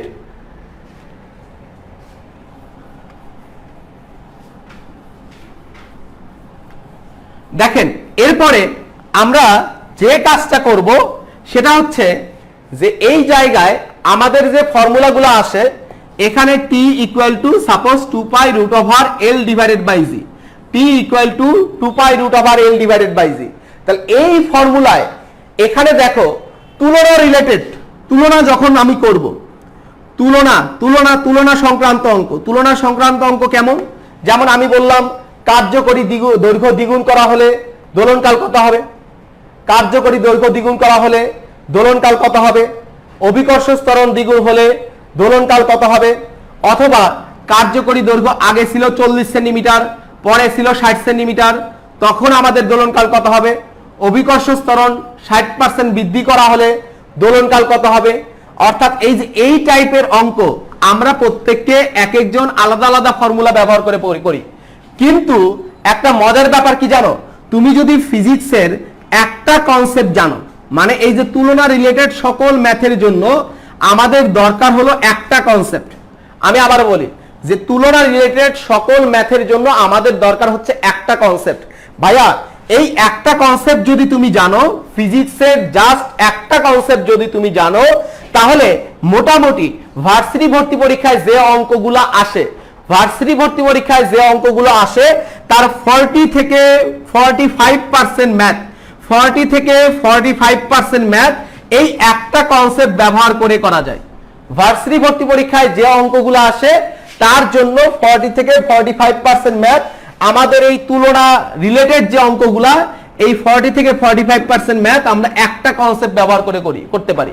ভাইয়া এই কনসেপ্টটা তুমি যদি ভালো করে জানো, এই আমাদের ম্যাজিক্যাল কনসেপ্টটা তুমি যদি ভালো করে জানো, তুমি এখান থেকেও 4 থেকে 5টা এমসিকিউ কমন পেয়ে যাবে। ভাইয়া 4 থেকে 5টা এমসিকিউ, ধরো যে 4টা এমসিকিউ তুমি কমন পাবে। এই জায়গায় খেয়াল করো যে এই মানে 15টার মধ্যে 4 থেকে 5টা এমসিকিউ তুমি কমন পেয়ে যাবে, 4-5টা ম্যাথ তুমি কমন পেয়ে যাবে। ভাই একটা কনসেপ্ট ভালো করে পারলে তুমি ফিজিক্সের 35 থেকে 40% ম্যাথ কমন পাবে ইনশাআল্লাহ। জাস্ট একটা কনসেপ্ট তোমাকে জানতে হবে। এখন আর বইয়ের যে বাকি পুরা বই আছে, বইয়ের যে বাকি পুরা বই, দেখো আমরা কিন্তু সিলেক্টিভ শুধুমাত্র ফর্মুলার জায়গাগুলো নিয়ে চিন্তা করতেছি, সূত্রের জায়গাগুলো নিয়ে চিন্তা করতেছি। 1 নম্বরে আমি সূত্রটা খুব ভালো করে পড়বো। 2 নম্বরে আমি যে কাজটা করব সেটা হচ্ছে এই সূত্রগুলার বিশেষ ক্ষেত্র, এই সূত্রগুলার বিশেষ ক্ষেত্র। 3 নম্বরে আমি যে জিনিসটা নিয়ে কথা বলবো 6 মিনিটের গ্রাফ, 6 মিনিটের গ্রাফ। আর 4 নম্বরে আমরা একটা কনসেপ্ট শিখবো, একটা কনসেপ্ট শিখবো, যেই কনসেপ্টটা থেকে আমি যেই কনসেপ্ট ব্যবহার করে ফিজিক্সের 40%, ফিজিক্স ফার্স্ট পেপারে 40%, সেকেন্ড পেপারে 40%, যেগুলো ভার্সিটি ভর্তি পরীক্ষায় আসে সাধারণত, সেই ধরনের অঙ্কের 40% ম্যাথ আমরা একটা কনসেপ্ট ব্যবহার করে করতে পারবো। এই কনসেপ্টটা শিখতে আমাদের একটা ক্লাস লাগবে। জাস্ট কয়টা ক্লাস লাগবে ভাইয়া বলো? একটা ক্লাস লাগবে। দেখো এই 15টা প্রশ্নের মধ্যে তুমি 10 থেকে 12টা প্রশ্ন পেয়ে যাবে এই এতটুকু পড়াশোনা করি।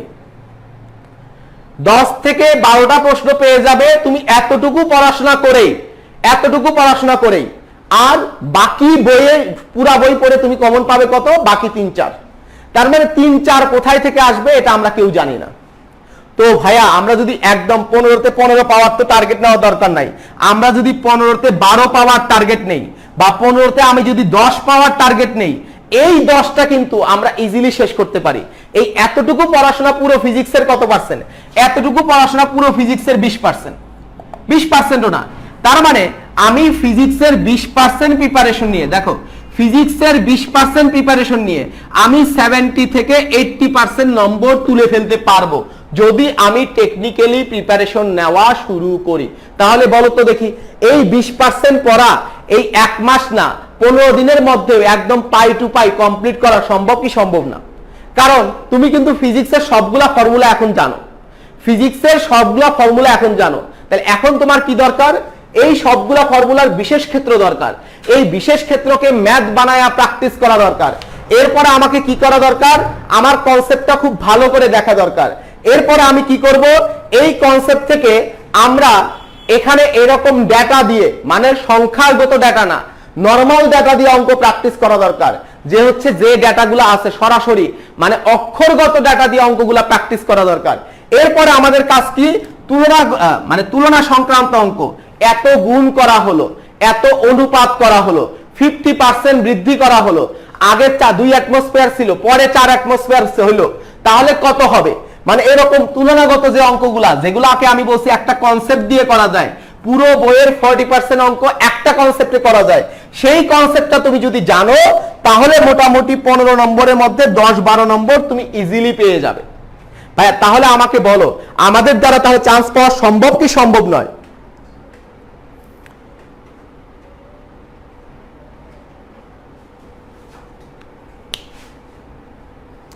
আমাকে একটু বলো ভাইয়া, আমরা অধিকাংশ জন খারাপ করি কেন? অধিকাংশ জন খারাপ করি হচ্ছে এই কারণে আমাদের যেটা আসবে না সেগুলো আমরা পড়ি। ভাই আমার তো দরকার 20% থেকে 25% সিলেবাস কমপ্লিট করা। আমার তো আগে 100% সিলেবাস কমপ্লিট করার পেইন নেওয়ার দরকার নাই। আমি যখন সবই পড়তে যাব, তখন দেখা যাবে এই 20% এর মধ্যে মনে আছে হলো 5%, আর 80% এর মধ্যে মনে আছে হলো 75%। তো আলটিমেটলি আমার রেজাল্ট কি হবে? এই 75% থেকে তো কোশ্চেন আসবে কম, কোশ্চেন তো আসবে এই 20% থেকে। যা আসবে আমরা সেগুলাই পড়ি না। দেখো তোমরা সবাই মাত্রা একক পড়ছো আমি জানি, দেখো ভাইয়া তোমরা সবাই মাত্রা একক পড়ছো, কিন্তু দেখো তো ঢাকা ইউনিভার্সিটি থেকে মাত্রা একক রিলেটেড যে প্রশ্নগুলো হয় সেগুলো তোমরা পারো কিনা?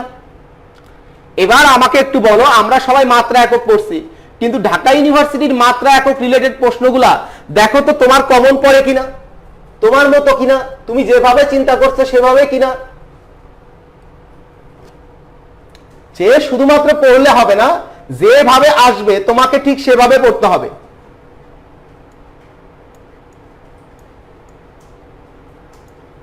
দেখো এই জায়গায় মাত্রা একক রিলেটেড একটা question, a = b two the power n c two the power n, এবং a b c এর মাত্রা যথাক্রমে, a b c এর মাত্রা যথাক্রমে, দেখো a b c এর মাত্রা যথাক্রমে কত? lt l² t ইনভার্স 1 এবং lt স্কয়ার। তো তোমাকে বের করতে বলছে n আর m এর মান। আমার এখানে ছবি ভালো দেখা যাচ্ছে না, n ও m এর মান, n ও m এর মান। আমি এখানে কোশ্চেনটা লিখি, দেখো মাত্রা একক তোমরা কিভাবে পড়ছো আর কোশ্চেন সেট হয় কিভাবে। কোশ্চেন দেখো সেট হয় কিভাবে।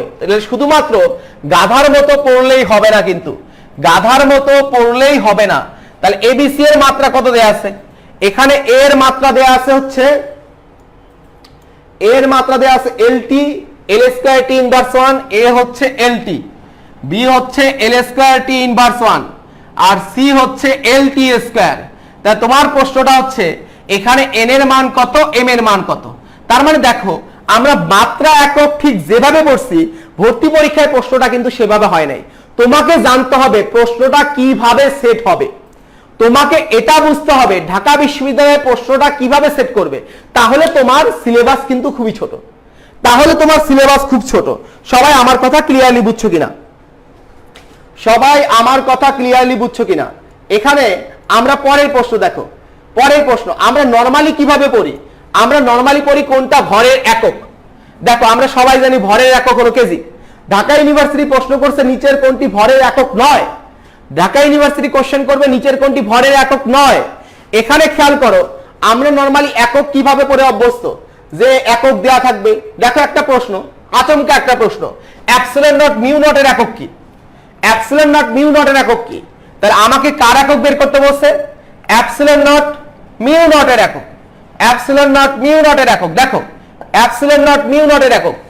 এগুলো সব প্রশ্নই তোমরা দেখছো, কারণ এগুলো সব বিগত বছরের প্রশ্ন। আমি তোমাকে এটা বুঝাইতেছি আমরা যেভাবে পড়ি ঢাকা ইউনিভার্সিটি সেভাবে কোশ্চেন সেট করে না। এই কোশ্চেন কিভাবে সেট করে এটা যদি তুমি বুঝতে পারো, ঢাকা ইউনিভার্সিটি ভর্তি পরীক্ষার সিলেবাস খুব বেশি বড় না। তাহলে এই জায়গায় ওইটা বুঝতে পারলে ঢাকা ইউনিভার্সিটি ভর্তি পরীক্ষার সিলেবাস খুব বেশি বড় না। দেখো এককের আনসার কত? Velocity square 1 divided by velocity square, velocity to the power half. হ্যাঁ, velocity to the power half. তারপরে সি নম্বরে তোমার আছে 1 ডিভাইডেড বাই ভেলোসিটি, ডি নম্বরে হচ্ছে 1 বাই ভেলোসিটি স্কয়ার। আমাকে একটু বলো যে সবাই আমাকে বলো যে এইভাবে ক্লিয়ারলি তোমাকে জানতে হবে যে কোন কোন কোশ্চেনগুলো আসবে। তাহলে তোমরা ফিজিক্সের এই টাইপের অঙ্কগুলো বেশি করে পড়ো, ইনশাআল্লাহ তোমরা অনেক ভালো করবে। আর এখানে তোমরা অনেকেই বলছো যে ভাইয়া ফিজিক্সের জন্য কোন বই ফলো করবে? ফিজিক্সের জন্য, ভার্সিটির জন্য ফিজিক্সের আমি তোমাকে বলবো বোর্ড বই রিডিং পড়ে খুব বেশি লাভ হবে না। বোর্ড বইয়ের অঙ্ক প্র্যাকটিস করে তুমি লাভবান হবে এখানে, কারণ ঢাকা ইউনিভার্সিটি ভর্তি পরীক্ষায় যে কোশ্চেনগুলো হবে তারা নিজেদের মতো করে কোশ্চেন সেট করে দেবে, ম্যাথ সেট করে দেবে। তোমাকে বেশি বেশি ম্যাথ প্র্যাকটিস করতে হবে, ম্যাথ প্র্যাকটিস করতে হবে। থিওরিটাও কিভাবে আসবে? ম্যাথ আকারে আসবে। সুতরাং তোমাকে এমন কিছু একটা প্র্যাকটিস করতে হবে যেখানে টাইপ ওয়াইজ কনসেপ্ট দেয়া আছে, টাইপ ওয়াইজ ম্যাথ দেয়া আছে, টাইপ ওয়াইজ কনসেপ্ট দেয়া আছে, টাইপ ওয়াইজ ম্যাথ দেয়া আছে। তো তোমরা যে কাজটা করতে পারো, অধ্যায় ভিত্তিক প্রশ্ন আছে, অধ্যায় ভিত্তিক ঢাকা বিশ্ববিদ্যালয়ের প্রশ্ন দেয়া আছে বা সকল বিশ্ববিদ্যালয়ের প্রশ্ন দেয়া আছে, এমন যে কোনো একটা বই কালেক্ট করতে পারো। কালেক্ট করে তুমি প্রথমে ওই চ্যাপ্টারটা দেখে নেবে। দেখলে তুমি দেখবে যে একদম সিলেক্টিভ কতগুলা অঙ্ক বেশি বেশি আসতেছে। তুমি একটা টালি খাতা করো, প্রয়োজনে তুমি একটা কি করবা? একটা টালি খাতা করো। এই জায়গায় ফিজিক্সের জন্য ধরো এটা ফিজিক্সের, এখানে অধ্যায়ের নাম কি? ফিজিক্সের অধ্যায়ের নাম হলো ভেক্টর। তাহলে আমরা এখানে দেখি লব্ধির মান ও দিক সম্পর্কিত কয়টা প্রশ্ন আসলো? লব্ধির মান ও দিক এই রিলেটেড কয়টা প্রশ্ন আসলো এখানে। তারপরে আমরা দেখি যে ডট গুণ ক্রস গুণ, ডট গুণ ক্রস গুণ রিলেটেড প্রশ্ন কয়টা? হ্যাঁ, তারপরে লম্ব সমান্তরাল এরকম প্রশ্ন কয়টা? লম্ব সমান্তরাল এরকম প্রশ্ন কয়টা? এভাবে তুমি নিজের মতো করে একটা টালি তৈরি করো, নিজের মতো করে একটা টালি তৈরি করো। তাহলে দেখবে একটা চ্যাপ্টারে যদি 50টা টাইপের প্রশ্ন থাকে, তুমি ঘুরে ঘুরে দেখবে যে 5টা টাইপের অঙ্কই বারবার ঘুরে ঘুরে আসতেছে, 5টা টাইপের অঙ্ক বারবার ঘুরে আসতেছে।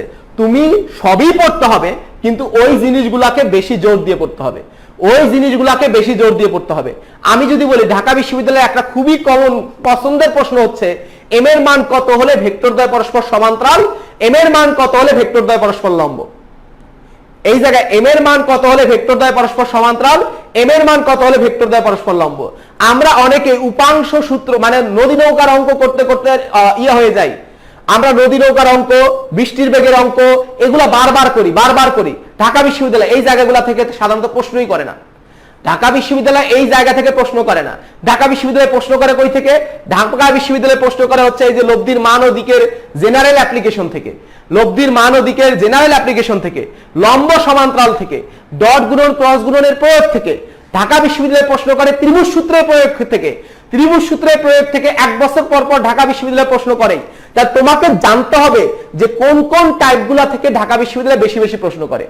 তার মানে তোমাকে টাইপ ওয়াইজ প্রশ্ন প্র্যাকটিস করতে হবে, কনসেপ্ট ওয়াইজ ম্যাথ প্র্যাকটিস করতে হবে, এবং তোমাকে আগে আইডিয়া নিতে হবে যে ঢাকা বিশ্ববিদ্যালয় বা পাবলিক বিশ্ববিদ্যালয়গুলো কোন কোন জায়গা থেকে বেশি বেশি প্রশ্ন করে। সেই জায়গাগুলোতে সিলেক্ট করে ওই জিনিসগুলো একটু বেশি বেশি জোর দিয়ে পড়তে হবে। কারণ ওই যে আমি বলছি, তুমি যদি 20% 25% সিলেবাস কভার করো তাহলে তুমি ইনশাআল্লাহ 70 to 80% এর প্রিপারেশন কমপ্লিট হয়ে যাবে। তোমার এখন জোর দেওয়া দরকার হচ্ছে এই 20%-এ। আর বাজারে এরকম অনেক বই আছে, যেমন আমরা যদি বলি জয়কলির বই আছে, প্লাস প্রকাশনীর বই আছে, অ্যাসপেক্ট সিরিজের বই আছে, ইউসিসির বই আছে। তো এই ফিজিক্সের যতগুলা বই আছে সবগুলা বই যদি তুমি কাছাকাছি নিয়ে দেখো, তোমার কাছে যেটা সবচেয়ে ইনশাআল্লাহ ভালো মনে হবে সেটা হলো এনার্জি। তোমার কাছে যেটা সবচেয়ে ভালো মনে হবে ফিজিক্সের ভার্সিটি ভর্তি প্রিপারেশনের জন্য সেটা হচ্ছে এনার্জি। তোমরা সবাই এনার্জি বইটা কালেক্ট করে নাও, এনার্জি বইটা কালেক্ট করে নাও। এটা তোমার ভার্সিটি ভর্তি প্রস্তুতির ফিজিক্সের জন্য অপ্রতিদ্বন্দ্বী একটা বই হবে। তুমি যদি সবগুলা বইকে কম্পেয়ার করো ইনশাআল্লাহ তুমি নিজেই করতে পারবে, এনার্জিটা তোমার কাছে সবচেয়ে ভালো মনে হবে।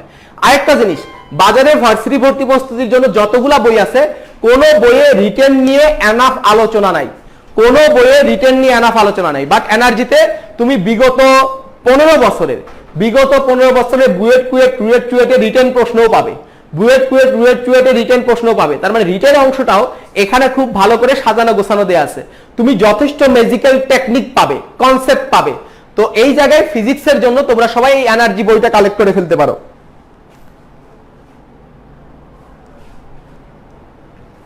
খেয়াল করো, এবার আমরা ম্যাথ নিয়ে একটু কথা বলতে চাই। ম্যাথ নিয়ে কি আজকে কথা বলবো না পরের দিন কথা বলবো? ভাইয়া ম্যাথ নিয়ে কি আজকে কথা বলবো না পরের দিন কথা বলবো? তোমরাই বলো। বই পাবে, বই আমাদের অ্যানাউন্সমেন্টে পাবে, অ্যানাউন্সমেন্টে ডিটেইলস দেওয়া আছে। এনার্জিটা আমার লেখা বই, তোমরা এটা কালেক্ট করে নিতে পারো। আর যারা যারা এনার্জি কালেক্ট করবে তারা আমাকে বইটা কালেক্ট করে আমাকে নক দিও। আমি তোমাকে আমার কোর্সের বিভিন্ন ক্লাসের লিংক দিয়ে দেবো, তুমি সেখান থেকে এনার্জি থেকে হেল্প নিয়ে তুমি ওই ক্লাসগুলো করতে পারবে। যারা যারা এনার্জি কালেক্ট করবে তারা মানে এই জায়গায় আমাকে নক দিও, আমি তোমাকে একটা মেসেঞ্জার গ্রুপে অ্যাড করে দেবো। ফিজিক্সের জন্য বই হচ্ছে এনার্জি, ফিজিক্সের জন্য আমাদের বইটা হচ্ছে এনার্জি, আর ম্যাথের জন্য আমাদের বইটা হচ্ছে ইকুয়েশন। ম্যাথের জন্য আমাদের বইটা হচ্ছে ইকুয়েশন। এই দুইটা বই তোমরা কালেক্ট করবে। কালেক্ট করে তোমরা কি করবে? কালেক্ট করে তোমরা আমাকে নক দিবে। এনার্জি আর ইকুয়েশন কালেক্ট করে রোপন ভাইয়াকে নক দিবে। নক দিলে আমি তোমাকে একটা মেসেঞ্জার গ্রুপে অ্যাড করে দেব। এই মেসেঞ্জার গ্রুপে তুমি অ্যাড হওয়ার পরে কি করতে পারবে? তুমি আমার পেইড ব্যাচের ক্লাসের লিংক পাবে, জুম ক্লাসের লিংক পাবে। তো সেই লিংকে তোমরা ক্লাসগুলো করে নিতে পারবে ইনশাআল্লাহ। ঠিক আছে? একটা ভার্সিটির জন্য ভালো প্রিপারেশনে একটা বুদ্ধি বলে দিলাম। এখন খেয়াল করো, এরপরেও আমি তোমাদের পাবলিকলি ভার্সিটির জন্য আরো বেশ কিছু ক্লাস নেব ইনশাআল্লাহ। তোমরা কোন কোন চ্যাপ্টারের ক্লাস চাও আমাকে একটু কমেন্ট করে জানাও তো দেখি। ফিজিক্স আর ম্যাথের কোন কোন চ্যাপ্টারের ক্লাস চাও? ফিজিক্স আর ম্যাথের কোন কোন চ্যাপ্টারের ক্লাস চাও এটা আমাকে একটু জানাও, যে ভাইয়া আমরা ফিজিক্স আর ম্যাথের এই চ্যাপ্টারগুলোর বেশি বেশি ক্লাস চাই। দেখো এখানে আমরা কিছু জিনিস খুব ভালো করে বুঝি, এরপরও আমরা অনেকে কনফিউশনে আছি। হ্যাঁ, যে হচ্ছে কি না কি হয় ভাইয়া, পারবো কি পারবো না। হ্যাঁ, তাদের জন্য আমি একটা উপায় বলে দিচ্ছি, যে আমি আমার এই 10 বছরের অভিজ্ঞতা প্লাস আমি নিজেও একজন মেডিকেল ক্যান্ডিডেট ছিলাম, সেই গল্প আমি তোমাদের ক্লাসের শুরুতে বলছি। তো সেই দুইয়ের মিশেলে আমি তোমাকে অভয় দিয়ে একটা কথা বলতে পারি, যে এই জায়গায় আমরা ফিজিক্সের ওপরে টোটাল, খুব ভালো করে বুঝিও, ফিজিক্সের ওপরে টোটাল 20টা ক্লাস করব। খুব ভালো করে বুঝিও, ফিজিক্সের ওপরে কয়টা ক্লাস? 20টা ক্লাস। আমরা ম্যাথের ওপর টোটাল 20টা ক্লাস করব। তাহলে ফিজিক্সের ওপর 20টা ক্লাস করব, ম্যাথের ওপর 20টা ক্লাস করব, কেমিস্ট্রির ম্যাথের ওপর 20টা ক্লাস করব। কেমিস্ট্রির শুধুমাত্র ম্যাথ অংশ, শুধুমাত্র গাণিতিক অংশ, যে 3টা অধ্যায় ম্যাথ আছে, তাহলে এই ম্যাথ অংশের ক্লাস করব হচ্ছে 5টি। হ্যাঁ, 5টা ক্লাস করব। এরপরে আমরা ঢাকা ইউনিভার্সিটি স্ট্যান্ডার্ড 5টা মডেল টেস্ট দেব। ঢাকা ইউনিভার্সিটি স্ট্যান্ডার্ড 5টা মডেল টেস্ট, এই 45টা দিনে 45টা ডেইলি এক্সাম, 45 ডেইলি এক্সাম। হ্যাঁ, এই 45টা ক্লাসে ইনশাআল্লাহ এমসিকিউ প্লাস রিটেনের 45টা ক্লাসে ইনশাআল্লাহ এমসিকিউ প্লাস রিটেনের একদম দফারফা প্রিপারেশন, এমসিকিউ প্লাস রিটেনের একদম দফারফা প্রিপারেশন। 45টা ক্লাসে এমসিকিউ প্লাস রিটেনের একদম দফারফা প্রিপারেশন। খেয়াল করো, এই A to Z full course fee, যে এই সবগুলা ক্লাস করাবো, এই সবগুলার ফিজিক্স, ম্যাথ, কেমিস্ট্রি তিনটা মিলে কোর্স ফি হচ্ছে 3000 টাকা। তুমি যদি শুধুমাত্র ফিজিক্স করো, তাহলে এইটার ফি হলো 1500, শুধু ম্যাথ করলেও তার ফি হচ্ছে 1500। হ্যাঁ, আর তিনটা সাবজেক্ট মিলে যদি তুমি পড়ো তাহলে তোমার কোর্স ফি হচ্ছে 3000 টাকা। আমি তোমাকে গ্যারান্টি দিয়ে বলতেছি, নিশ্চয়তা দিয়ে বলতেছি, তুমি যদি আমার সবগুলা লাইভ ক্লাস করো, খুব ভালো করে বুঝিও, তুমি যদি আমার সবগুলা লাইভ ক্লাস করো এবং সবগুলা লাইভ ক্লাস করো এবং রেগুলার এক্সাম দাও, সবগুলা লাইভ ক্লাস করবা এবং রেগুলার এক্সাম দিবা, এরপরেও তুমি যদি চান্স না পাও, ভার্সিটিতে চান্স না পাও, তাহলে আমি তোমার ফি ফেরত দিয়ে দেব। কারণ আমার টার্গেট হচ্ছে 100 জনকে ভর্তি নেব, যারা আমার সাথে রেগুলার ক্লাস করবে, এরকম এই 100 জনকেই চান্স পাওয়ানো, 100 জনকেই চান্স পাওয়ানো। তার মানে আপনি কি গ্যারান্টি দিচ্ছেন? আমি এখানে বলতেছি, আমি তো গ্যারান্টি দিতে পারবো না, আমি আল্লাহ না। এখন খেয়াল করো, কিন্তু কেউ যদি সবগুলা লাইভ ক্লাস করে এবং সবগুলা পরীক্ষা দেয়, এরপরেও কেউ যদি চান্স না পায়, তাহলে এই জায়গায় তার ফি ফেরত দিতে আমার কোনো আপত্তি নাই। কারণ আমি জানি কেউ আমার সাথে সাথে যদি সবগুলা ক্লাসে থাকে এবং সবগুলা পরীক্ষায় অংশগ্রহণ করে, সে চান্স পাওয়ার যোগ্যতা অর্জন করবে। আর আমরা সৃষ্টিকর্তা, আল্লাহ, বিধাতা, ভগবান, ঈশ্বর, যে নামেই ডাকি না কেন, কেউ যদি চান্স পাওয়ার যোগ্য হয়, আল্লাহ তাকে দিতে কখনো কার্পণ্য করবেন না। তার মানে দুই একটা এক্সেপশন হইতে পারে, তুমি যদি ক্লাস করার পরও সবগুলা ক্লাস করবা, চান্স হবে না, এরকম দুই একটা এক্সেপশন হইতে পারে, সেটার ফি আমি ফেরত দিতে রাজি। কারণ আমি যাদেরকে পড়াবো তাদেরকে 100% দায়িত্ব নিয়ে পড়াবো, তাদের 100% দায়িত্ব নিয়ে পড়াবো, যে যদি তুমি যদি ক্লাস না করো তাহলে কিন্তু আমার সেক্ষেত্রে কোনো সে নাই। তুমি যদি ক্লাস মিস করো, আমার সেক্ষেত্রে কোনো সে নাই। আমার সে কখন? যদি তুমি সবগুলা ক্লাস করছো, সবগুলা পরীক্ষা দিছো, ইনশাআল্লাহ তুমি চান্স পাবে। আর না পেলে আমি তো আমার কথা দিচ্ছি যে আমি তোমার ফি ফেরত দিয়ে দেবো। আমি জাস্ট 100 জনকে নেবো, জাস্ট 100 জনকে নেবো। তো অলরেডি প্রায় 100 জনের কাছাকাছি হয়ে গেছে, হয়তো সেকেন্ড ব্যাচ করলে করতেও পারি, নাও পারি। তো তোমাদের মধ্যে যদি কেউ ইন্টারেস্টেড থাকো তাহলে তোমরা জয়েন করতে পারো। আর ক্লাস শুরু করব হচ্ছে 7 তারিখ থেকে। 7 তারিখ থেকে ক্লাস শুরু হবে। দেখো ভাইয়া, 7 তারিখ থেকে ক্লাস শুরু হবে, 7 তারিখ থেকে ক্লাস শুরু হবে। আমি এখানে কি পড়বো? আমি কি এখানে সব পড়াবো? ভাইয়া তোমরা এখন সব করে কমপ্লিট করতে পারবা না, সব করে কমপ্লিট করতে পারবা না। আমি ইনশাআল্লাহ ফিজিক্সে 30% সিলেবাস আগে কমপ্লিট করাবো, ফিজিক্সে 30% সিলেবাস আগে কমপ্লিট করাবো। যেই 30% সিলেবাস থেকে 90% কোশ্চেন হয়, সেই 30% আগে কমপ্লিট করাবো। বা যে 30% থেকে 80% প্রশ্ন কমন আসে, আমি তো আজকে দেখাই দিলাম, চোখে আঙ্গুল দিয়ে দেখাই দিলাম, সেই 30% আগে কভার করাবো। ঠিক আছে? আমি তো বলছি যে জাস্ট একটা ম্যাজিক্যাল কনসেপ্ট আছে, যেটা দিয়ে তুমি ফুল ফিজিক্সের 40% ম্যাথ করতে পারবে। ভার্সিটি ভর্তি পরীক্ষায় যে ধরনের প্রশ্ন আসে, সেই ধরনের প্রশ্নের 40%। হ্যাঁ, সেটার জন্য তোমার সূত্রগুলা জানতে হবে, সূত্রগুলো তোমরা সবাই জানো। এখানে অনেকেই হয়তো সেই ক্লাসটা করছো। কার কি প্রশ্ন? আমি তো তোমাদের প্রশ্নগুলো নিতে পারি নাই, তোমাদের যার যা প্রশ্ন আছে সব প্রশ্ন করে ফেলতে পারো। এর মধ্যে আমি আমার প্রশ্নগুলোর একটু উত্তর দেই।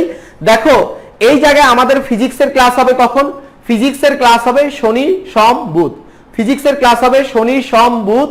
আর ম্যাথের ক্লাস হবে রবি, মঙ্গল, বৃহস্পতি। শুক্রবার ফিজিক্সেরও ক্লাস থাকবে, ম্যাথেরও ক্লাস থাকবে। প্রতিদিন ক্লাস, প্রতিদিন ডেইলি এক্সাম, প্রতিদিন ক্লাস, প্রতিদিন ডেইলি এক্সাম। সবগুলা ক্লাস একই সাথে জুম প্লাস ফেসবুক লাইভে হবে। সব ক্লাস একই সাথে জুম প্লাস ফেসবুক লাইভে হবে। তুমি জুমে চাইলেও ক্লাস করতে পারবে, ফেসবুক লাইভেও ক্লাস করতে পারবে। জুমে যখন তুমি ক্লাস করবে তখন আমাকে প্রত্যেকটা প্রশ্ন সরাসরি করতে পারবে। জুমে ক্লাস করলে প্রত্যেকটা প্রশ্ন সরাসরি করতে পারবে, আর ফেসবুক লাইভে তুমি কমেন্টে প্রশ্ন করবে। আর সলভ ক্লাস হবে। আমরা 3-4টা ক্লাস করার পরে আমরা সলভ ক্লাস করব। সলভ ক্লাসে তুমি তোমার পার্সোনাল প্রবলেমগুলো সলভ করে নিতে পারবে। সলভ ক্লাসে পার্সোনাল প্রবলেমগুলো সলভ করে নিতে পারবে। প্রত্যেকটা ক্লাসের ক্লাস ডিউরেশন হবে 2.5 ঘন্টা, 2 থেকে আড়াই ঘন্টা। আমরা বিভিন্ন ভার্সিটিতে আসা প্রশ্ন, বুয়েট কুয়েটের এমসিকিউ, ঢাকা ইউনিভার্সিটির এমসিকিউ, সাস্ট সহ বিভিন্ন পাবলিক বিশ্ববিদ্যালয়ের এমসিকিউ সব কভার করব। কিসের প্রিপারেশন হবে? ঢাকা বিশ্ববিদ্যালয়, সমন্বিত কৃষি বিশ্ববিদ্যালয়, গুচ্ছ, রাজশাহী বিশ্ববিদ্যালয়, জাহাঙ্গীরনগর বিশ্ববিদ্যালয়, চট্টগ্রাম বিশ্ববিদ্যালয়, এই কয়েকটা বিশ্ববিদ্যালয়ের কমপ্লিট প্রিপারেশন হবে। ঢাকা বিশ্ববিদ্যালয় এই সাবজেক্টগুলো ফিজিক্স, কেমিস্ট্রি, ম্যাথের। আমি আরেকটা কথা বলি, কেমিস্ট্রি শুধুমাত্র কিন্তু আমরা গাণিতিক অংশ পড়াবো, কেমিস্ট্রির শুধুমাত্র গাণিতিক অংশ পড়াবো, কারণ থিওরিটিক্যাল অংশ তোমরা অলরেডি পড়ে ফেলছো। হ্যাঁ, থিওরিটিক্যাল অংশ তোমরা সবাই পড়ে ফেলছো। এই জায়গায় ভার্সিটির কমপ্লিট প্রিপারেশন, শুধুমাত্র ঢাকা ভার্সিটি না, কিন্তু ঢাকা ভার্সিটি শুধু এমসিকিউ না, ঢাকা ইউনিভার্সিটির এমসিকিউ প্লাস রিটেন দুটার complete preparation, Dhaka university plus MCQ plus written দুটার কমপ্লিট প্রিপারেশন। এখন কি ইঞ্জিনিয়ারিং এর কোনো ব্যাচ শুরু করব? না, এখন ইঞ্জিনিয়ারিং এর কোনো ব্যাচ শুরু হবে না, ইঞ্জিনিয়ারিং স্টাইলের পড়াশোনা হবে না, এটা টোটালি ভার্সিটি স্ট্যান্ডার্ড পড়াশোনা। Dhaka university MCQ plus written plus কৃষি বিশ্ববিদ্যালয়, বিজ্ঞান প্রযুক্তি বিশ্ববিদ্যালয়গুলো তো গুচ্ছ আছে, প্লাস গুচ্ছ। তোমাকে যে কাজটা করতে হবে, তোমরা ক্লাসের